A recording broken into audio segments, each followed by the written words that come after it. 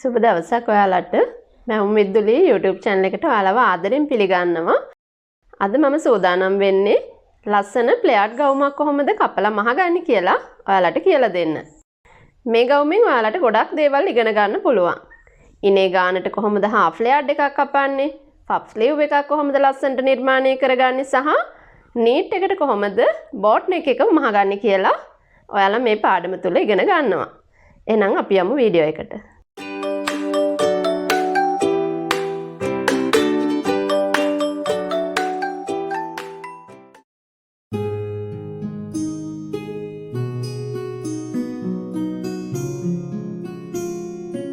හැටපල් රෙදි ආර දෙකක් මේ ගවුම මැසීම සඳහා ලිනන් රෙදි වලින් මම අරගෙන තියෙනවා. මෙතෙන්දී අපි මුලින්ම කපා ගන්න ඕනේ සාය කොටස. එහෙනම් සාය කොටස කපන හැටි මම මේ කොලේ ඔයගලන්ට නවලා පෙන්නනවා මුලින්ම. මේ විදිහට රෙදි කෑල්ල දෙකට නවලා ඊට පස්සේ මේ විදිහට ත්‍රිකෝණ හැඩයට නවා ගන්න. ඉනවට තුනෙන් බෙදපු මිම්ම තමයි අපි ඉන මිම්ම හැටියට මේ ඉහළ කොනේ සිට පහළට ලකුණු කරගන්නේ මේ විදිහට ලකුණු කරලා ඉන වක්‍රය ඇඳ ගන්න ඕනේ. ඊට පස්සේ අවශ්‍ය සාය උස ලකුණු කරගෙන මේ ආකාරයට අපේ වාටිය වක්‍රය අඳිනවා. ඇඳලා තමයි සාය කපා ගන්නෙ. අපි බලමු මේ කොලේ කැපුවාම කොහොමද සාය තියෙන්නේ කියලා. මෙන්න මේ ආකාරයට half layered සායක් අපිට කපා ගන්න පුළුවන්. මුලින්ම රෙද්ද දෙකට නවලා ඊට පස්සේ ත්‍රිකෝණ හැඩයට නවලා තියෙන්නේ. එහෙනම් මෙතන කෙළවරේ සිට පහළට මම ලකුණු කර ගන්නවා. ඉනවට තුනෙන් බෙදපු මිම්ම මම ඉනේ ගානට සායක් තමයි මෙතෙන්දි කපා ගන්නෙ. මේ ආකාරයට ඉන වක්‍රය ඇඳ ගන්න පුළුවන්. සායේ උස මට අවශ්‍ය වෙන්නේ අඟල් 23යි. මහුම් අංශි භාගයක් එකතු කර ගන්නවා වාටිය මැසීම සඳහා. ඉන වක්‍රයේ සිට පහළට මම මේ විදිහට අවශ්‍ය උස ප්‍රමාණයේ සමාන දුරවල් වලින් ඉනේ සිට පහළට ලකුණු කරන්න.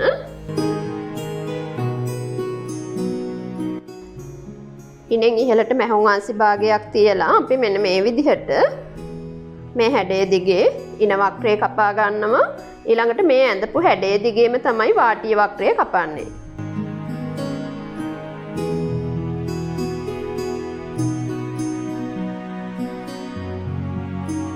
මම ඊළඟට සූදානම් වෙන්නේ ගවුමේ කඳ කොටස කපා ගන්න. ඒ සඳහා මම මේ විදිහට පිටිපස්සේ පළුව කැපීම සඳහා බලවාටි දෙක එකට ඉන්න රෙදි කෑලි දෙකක් එකට තියාගෙන තියෙනවා. පෙර පළුව කැපීම සඳහා නැම්මකට රෙදි කොටසක් මේ විදිහට අඟලක් දුරින්. එතකොට අපිට පිටිපස්සට ෂිප් එකක් උනත් අවශ්‍ය නම් දාන්න පුළුවන්. මේ විදිහට තියාගෙන. එතකොට මම මෙතන අරගෙන තියෙනවා රෙදි කොටස් රෙදි පැටවල් 4ක් වෙන්න. අපි බලමු කොහොමද මිමි ටික ලකුණු කරගන්නේ කියලා. පළුවත් පසු පළුවත් දෙකම කපන නිසා මම උඩින් අඟලක් විතර තියලා තමයි උරහිස රේඛාව ඇඳගත්තේ. උරහිස දෙකට බෙදපු මිම්ම හරහට ලකුණු කරනවා. මම උරහිස ගත්තේ 14ක්. දෙකට බෙදුවා 7යි. අඟල් 1/2ක් උරහිස පහත් කරලා නැවතත් උරහිස රේඛාව අඳිනවා. උරහිස මිම්ම නැවත වාරයක් ලකුණු කරගන්න මේ විදිහට. හැඩ උරහිස රේඛාව දිගේ අඟල් 3ක් අපි සම්මත මිම්මක් ලෙස ලකුණු කරගෙන පහළට ගන්නවා. ඉන දක්වා උසට අඟල් භාගයක් එකතු කළ මිම්ම. උරහිස මිම්මට අඟල් භාගයක් එකතු කරලා රැගල් උස නැත්නම් අපි කියන අත්කට අඳින උස කියලා මේ විදිහට අත්කට අඳින උස ලකුණු කරගෙන හරහට ඇඳ ගන්නවා රැගල් රේඛාව. ඊළඟට ලකුණු කරන්නේ පපුව වට මිම්ම. පපුව වට 4ට බෙදලා අඟලක් එකතු කරගන්න. මම පපුවට 34ක් ගත්තේ. 4ට බෙදලා අඟලක් එකතු කරගත්තා. ඉනවට 4ට බෙදලත් අපි අඟලක් එකතු කරගන්නවා. ඉනවට 30යි 4ට බෙදෙනවා 7/2යි අඟලක් එකතු වෙනවා 8/2යි. රැගල් රේඛාවත් ඉන රේඛාවත් යා කරනවා. මම මේ ගවුමේ ඉනට ඩාට් මහන්නේ නැහැ. ඩාට් මහනවා නම් ඉනට තව අඟලක් වැඩිපුර තියා ගන්න ඕනේ. ඊළඟට අපි අත්කට අඳිමු.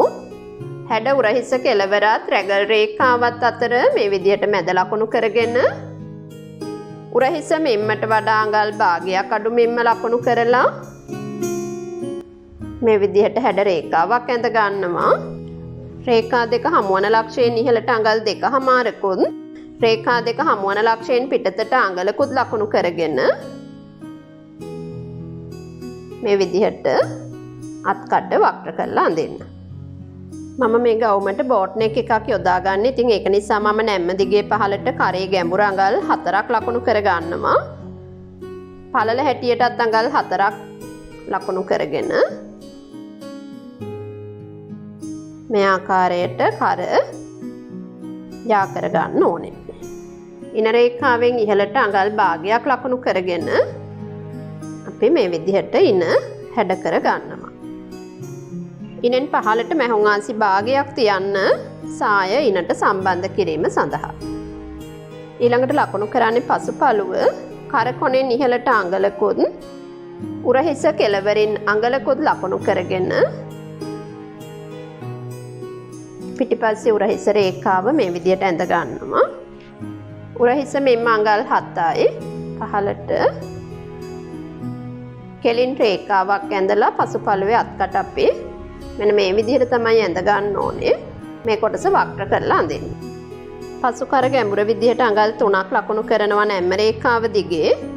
කර පළල ගන්න ඉදිරිපස කර පළල කෙලින් ඉහළ මේ විදිහට පිටිපස්සේ කර වක්‍ර කරලා අඳින්න.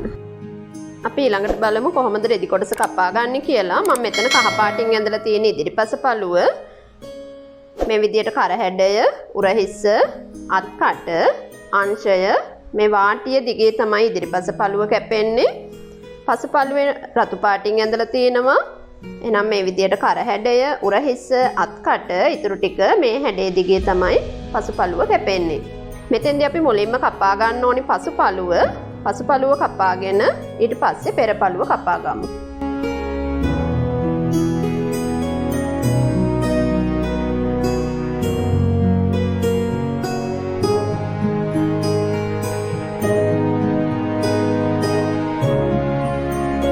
ඊළඟට අපි පෙර පළුව කපා ගමු.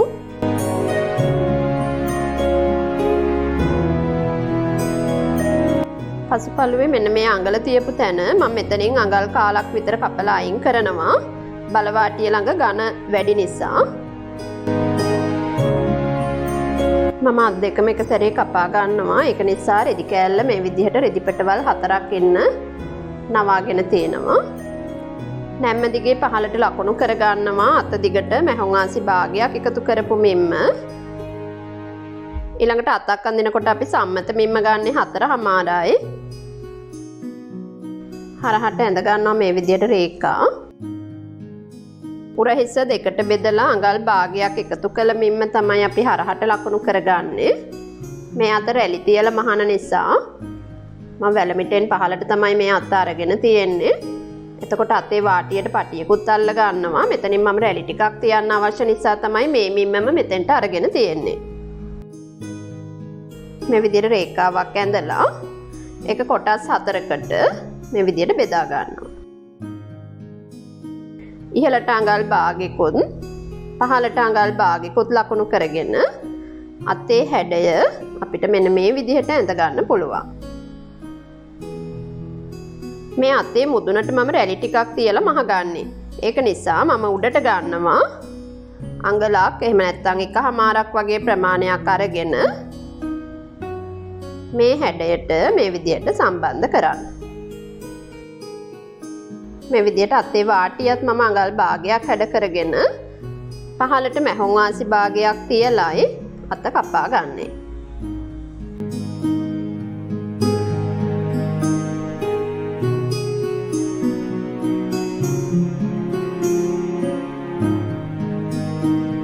අපි බලමු කරට පේසිමක් කොහොමද කපා ගන්න කියලා. මෙතෙන්දි මම රෙදි කෑල්ලක් මේ විදිහට දෙකට නවලා ගත්තා. ඒ මත මම තියා ගන්නවා මම කපාගත්තු ඉදිරිපස පළුව. මේ විදිහට නැම්මට තියන්න. ඊට පස්සේ කර හැඩයේ දිගේ කපන්න. උරහිස දිගෙත් කපා ගන්නවා මේ විදිහට. ඊට පස්සේ පළල අඟල් 3ක් විතර ඉන්න මේ ආකාරයට අපිට පුළුවන් කරේ පේසිම කපන්න. ඉතින් මේ විදිහට ඔයාලා ඉදිරිපස පළුවටත් පසු පළුවටත් දෙකටම පේසින් කපා ගන්න ඕනේ. මම මේ ගවුමීනට බෙල්ට් එකක් දානවා ගැට ගහන්න. ඉතින් ඒක නිසා මම අඟල් 3:00ක් පළල අඟල් 60ක් විතර දිග බෙල්ට් එකක් හදා ගන්න ඕනේ. ඉතින් මට ගොඩක් දිග පටියක් කපන්න රෙදි මදි වෙච්ච නිසා මම මේ වගේ රෙදි පටි දෙකක් කපා ගත්තා. පළල අඟල් 4යි. අත වටමින්මට වඩා අඟල් 2ක් දිගට මේ වගේ පටි කොටස් දෙකක් කපා ගත්තා. අතේ වාටියට සම්බන්ධ කරන්න. මේ තියෙන්නේ අපි කපාගත්තු ඉදිරිපස පළුවේ පේසිම. මේ තියෙන්නේ පසු කරේ පේසිම. අපි කපාගත් කරපටි වලට මේ විදිහට පේපිච් ටිප් අලවගෙන තියෙනවා. ඉදිරිපස පළුවේ කරට ඉස්සෙල්ලාම අපි පේසිම අල්ලගමු. හොඳ පිට එකට තියලා මේ විදිහට කර වටේට අපි මහගෙන යනවා. මෙතෙන්දී අඟල් කාලකට විතර මැහුවාම ඇති. ඊට පස්සේ කට් මාක් දාන්න ඕනේ මැහුම් වාසි වලට.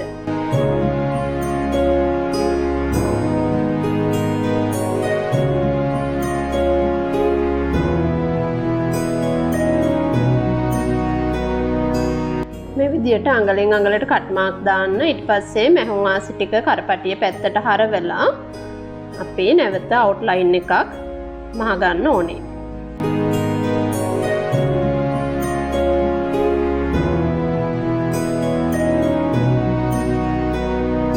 එතකොට කර මෙන්න මේ විදිහට තමයි මැහිලා තියෙන්නේ. මේ තියෙන්නේ අපි මසාගත් අවුට්ලයින් එක. මේ තියෙන්නේ පිටිපස්සේ පළුව. පිටිපස්සේ පළුවටත් මම කලින් වගේම පේසින් තියලා මහගෙන යනවා.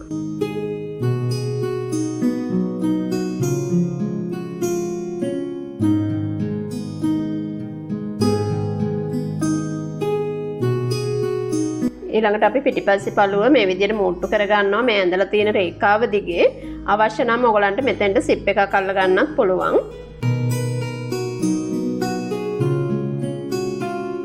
අපි ඊළඟට බලමු මෙතන මැහුම් වාසි නොපෙනෙන්න කොහොමද අපි උරහිස් මූට්ටු කරගන්නේ කියලා. දැන් මම මෙතන ඉදිරිපස්ස පළුවේ පේසිම මේ විදිහට කන පිටට හරවලා පින් එකකින් රඳව ගත්තා. ඊළඟට පසු පළුව පෙර පළුව මත මේ ආකාරයට තියාගන්න. තියලා මෙතෙන්දී ඔයගොල්ලෝ මෙතන ගානට ඉන්න තියාගන්න ඕනේ. තියලා පිටිපස්සේ පළුවේ පේසිම ඉදිරිපස්ස පළුවට මේ විදියට හරවලා මැහුම් වාසිය හා මෙහා නොයන ආකාරයට ලස්සනට මහ ගන්න ඕනේ. එතකොට තමයි අපිට මේ උරහිස් නීට් එකට මහ ගන්න පුළුවන් වෙන්නේ. ඊළඟට කර පැත්තෙන් අඟල් කාලකට මේ මැහුම් වාසි ටික අඩු කරන්න. මෙන්න මේ විදිහට තමයි කන පිට පැත්තෙන් උරහිස් මූට්ටු වෙලා තියෙන්නේ. ඊළඟට මම අත තමයි සකස් කරගන්න හදන්නේ. එහෙනම් මම මෙන්න මේ කොටස රැලි තියන්න තමයි කපාගත්තේ. ඒක නිසා මේ කොටසට නූල දුරින් යන්න මැහුමක් මහ ගන්නවා. ඊට පස්සේ නූලෙන් ඇදලා ඒ කොටස රැලි කරගෙන ඊළඟට මේ වාටියත් මම අතේ රැලි කරගන්න හදන්නේ. එතෙන්ටත් මම දුරින් මැහුමක් මහ ගන්නවා.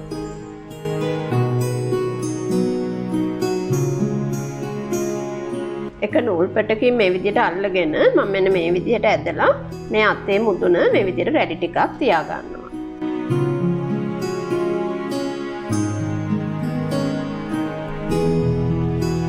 මේ කොටස රැලි කරගනිද්දි මේ පටියට සමාන වෙන්න ආකාරයට තමයි රැලි කිරීම කරගන්න ඕනේ. අතේ වාටියට මේ විදිහට 1.1 විතර පළල ඉන්න පටියක් සම්බන්ධ කරගන්නවා. අපි බලමු කොහොමද පටිය අල්ලන්නේ කියලා. අත මේ විදිහට අපි මේ පටියට සමාන වෙන්න ඉස්සෙල්ලම රැලි කරගන්නවා. ඊට පස්සේ කන පිට පැත්තෙන් මේ විදිහට තියාගෙන පටිය හොඳ පිට තමයි අතේ කන පිටට තියාගන්න ඕනේ. තියලා මේක ඉස්සෙල්ලම අපි මේ විදිහට මහ ගන්නවා. ඊට පස්සේ තමයි පටිය හොඳ පිටට හරවලා 1.1 පළල ඉන්න මහ ගන්න ඕනේ.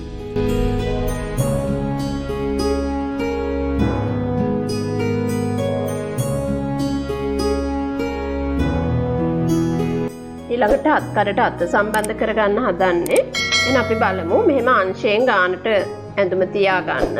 තියලා අත්කට කෙළවරින් ගානට තියාගෙන අපේ පිටිපස්සේ පළුව අපි අඟලක් උඩට උස්සලා කපලා තියෙන නිසා මෙන්න මේ විදිහට උරහිස් මූට්ටුව පොඩ්ඩක් ඉදිරියට එන්න ඕනේ. ඒක අත්කටින් ගානට තියාගත්තාම උරහිස ඉදිරියට එනවා මේ ආකාරයට. ඊට පස්සේ අපි මෙතනින් දාගන්නවා පුංචි කට් මාක් එකක්. අපේ අතේ මුදුන සම්බන්ධ කරන්නේ මේ දාපු කට් මාක් එකට. අපි අත්කටේ මුදුනට දාපු කට් මාක් එකත් අතේ මුදුනේ කට් මාක් එකත් එක ගානට මේ විදිහට තියාගෙන එම ලක්ෂයේ සිට දෙපසට අත්කඩට අත තියලා මහගෙන යනවා.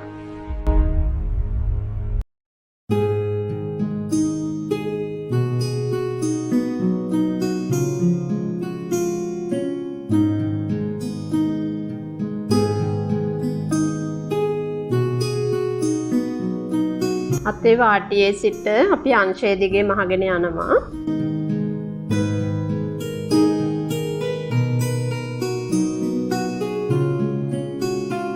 අනිත් පැත්තත් මම ඒ විදිහට මහ ගන්නවා. ඊළඟට මම සාය ඉනට සම්බන්ධ කරන්න හදන්නේ. කලින්ම මම ඉනට නූල දුරින් යන්න මේ විදිහට මැහුමක් මහ ගන්නවා. එතකොට අපි ගවුමට සාය සම්බන්ධ කරද්දී ඉන ඇදීමකට ලක් වෙන්නේ නැහැ.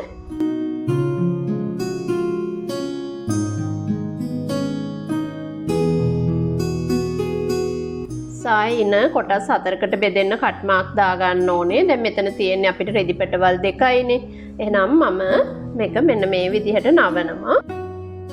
මේ ආකාරයට නවද්දී මේ මැහුම් වාසි භාගයක් මෙතනින් ඉවත් වෙන්න ඕනේ. බලවාටිය ළඟ අපි මූට්ටු කරගන්න නිසා. එහෙනම් මෙතන ඉන කොටස් 4කට බෙදලා තියෙනවා. එහෙනම් මේ තැන් වලින් කට් මාක් දාන්න. මේ තියෙන්නේ පිටිපස්සේ අපි මූට්ටු කරගත්තු තැන. මම එතනින් අඟලක් විතර මේ විදිහට මැහුම ඉතුරු කරගෙන තියෙනවා. එතකොට මම සාය සම්බන්ධ කරන්නේ මෙතන ඉඳලා මේ විදිහට හොඳ පිට එකට එන්න තියලා මේ විදිහට වටේටම මහගෙන යන්න. ඊට පස්සේ අපිට පුළුවන් සාය පිටිපස්සේ පළුවෙන් දිගටම මූට්ටු කරගන්න.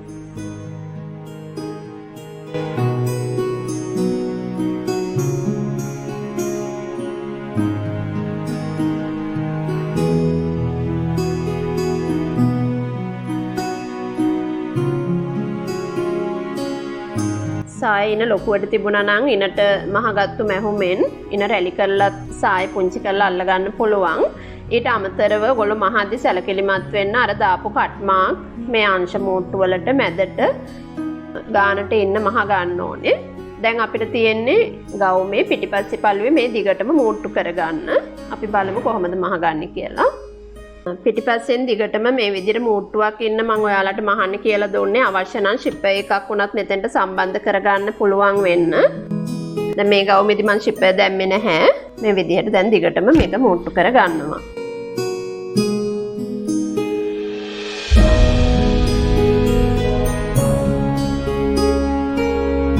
වාටි අඟල් කාල බැගින් දෙසරයක් නවලා මේ විදිහට මහගෙන යන්න.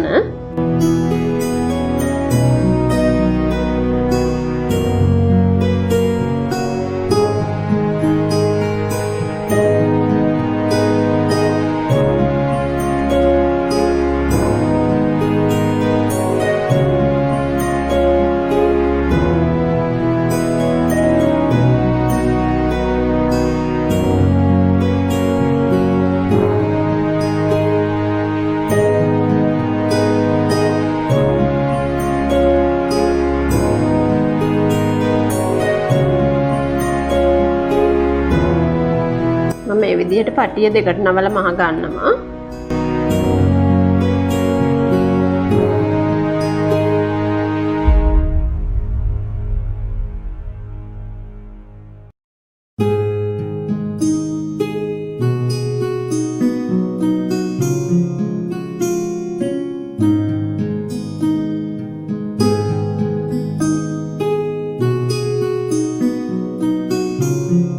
මේ තියෙන්නේ මම මසාගත් පටිය මහලා අනිත් පැත්ත හරවලා අයන් කරගෙන තියෙන්නේ. ඉතින් මේ වගේ පටියක් මසා ගන්න ආකාරයේ ළමා ගවුමක් මැසීම වීඩියෝ එකේ තියෙනවා. මේ උඩ තියෙන කාඩ් එකේ ඔයගලන්ට මේ වීඩියෝ එක නරඹන්න පුළුවන්.